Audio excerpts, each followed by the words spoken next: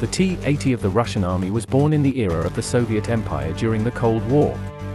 The type was a further evolution of the T-64 line with elements of the successful T-72 added for promising measure.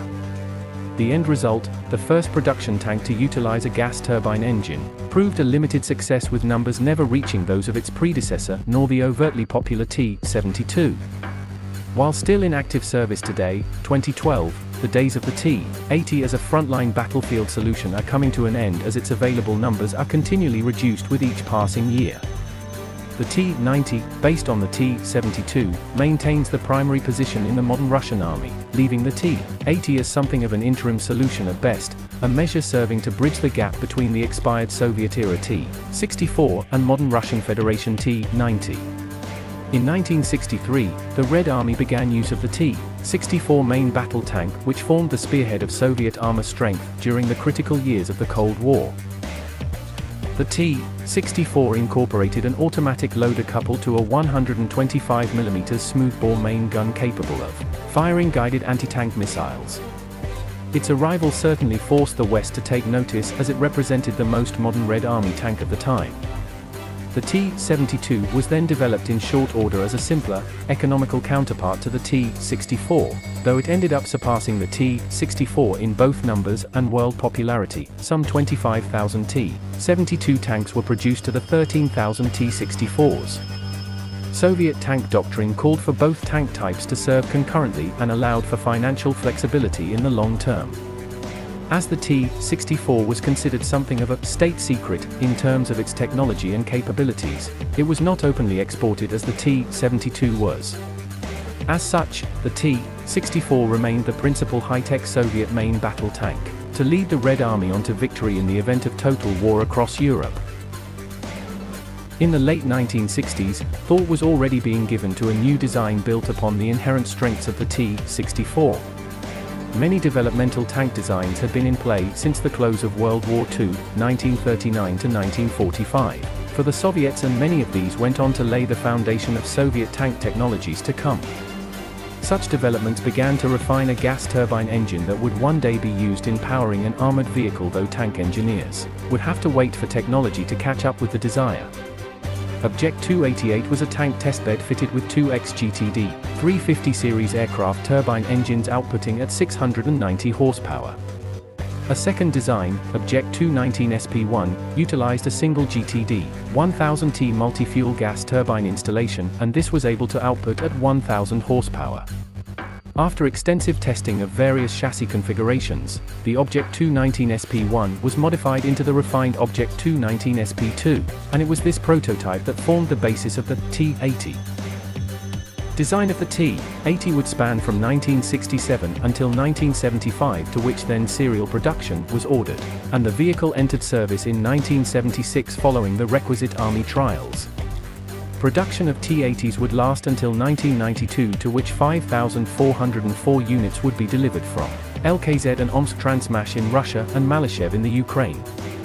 The gas turbine power plant allowed for greater power over that of traditional diesel-fueled types at the expense of fuel consumption, general reliability and overall cost.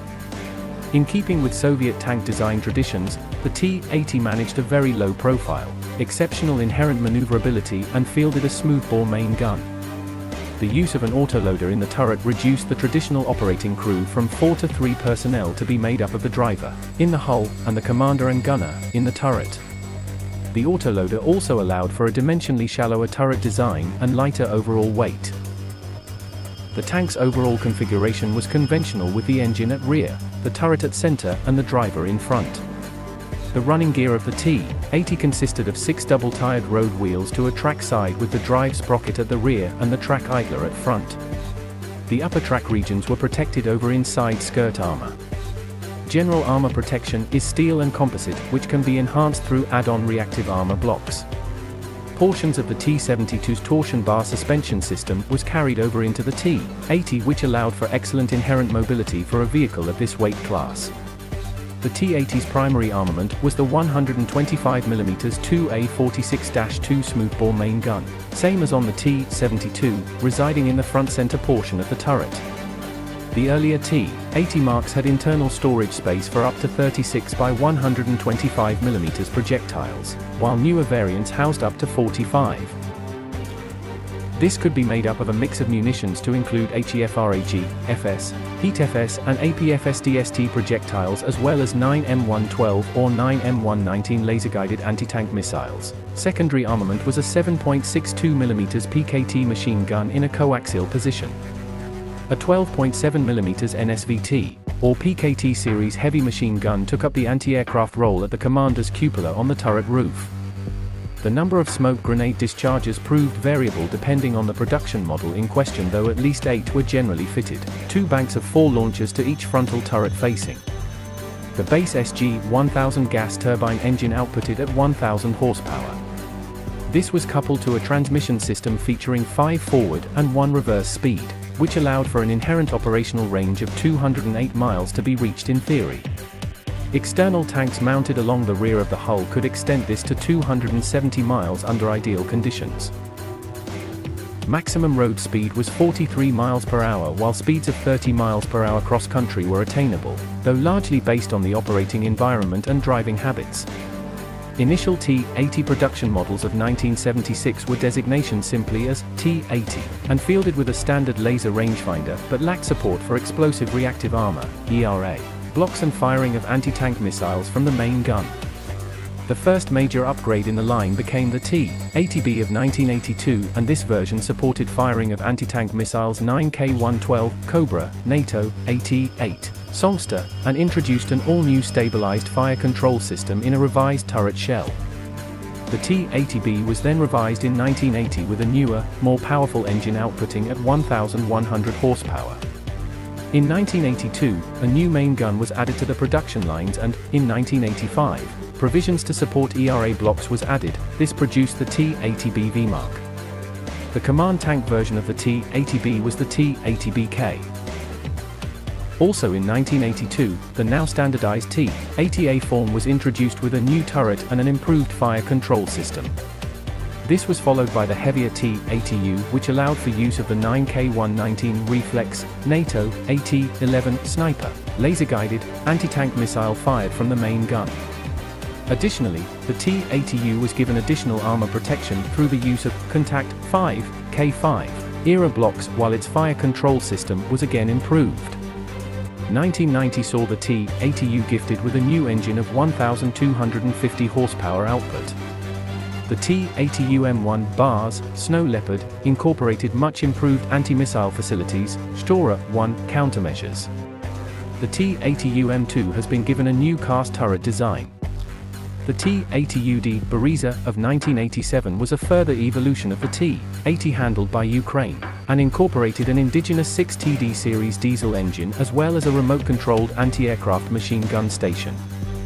The latter allowed for firing of the weapon by the crew from within the turret.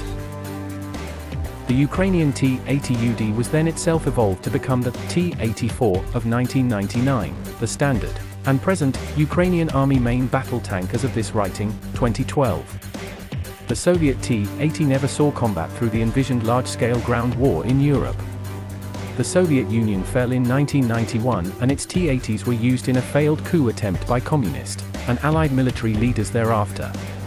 At the time of the Soviet collapse, T-80 strength had reached close to 5,000 units, and, in the years following, stocks of these tanks were passed on to successor states such as Ukraine, Kazakhstan, and Belarus. Over time, Russian Army T-80 numbers began to dwindle by the hundreds, many being placed in reserve and then headed to storage.